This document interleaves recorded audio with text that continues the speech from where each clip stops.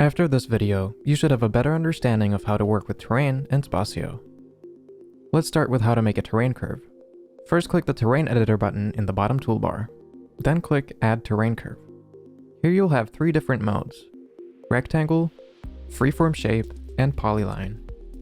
In Rectangle mode, you click once to set a starting point, then elsewhere to finalize the shape. In Freeform Shape mode, you click once to set a starting point, and then as many times as you'd like. To finalize the shape, hit Enter or click the starting point. Polyline mode is for creating ridges. You click once to set a starting point, and then as many times as you'd like. To finalize the shape, hit Enter. Whenever you draw a terrain curve, the terrain will automatically level itself. This is very handy when working with context. After drawing a shape, you can click on it to edit the terrain. Let's pull the shape up to raise the ground. You can always edit your terrain curve after making one. You can click on edges and corners, but you can also add new points by clicking the spot in the middle of an edge. Now let's adjust the terrain fall-off.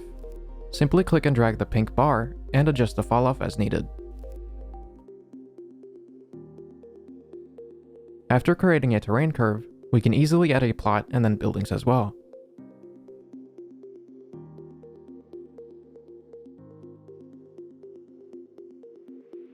Whenever you modify the terrain in Spacio, both cut, fill, and their ratio will be calculated instantly. To see this, open the Statistics panel on the left, and then the Terrain tab.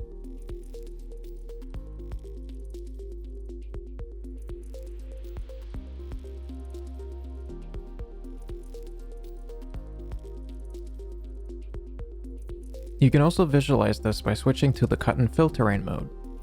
This will also update in real time while you're editing.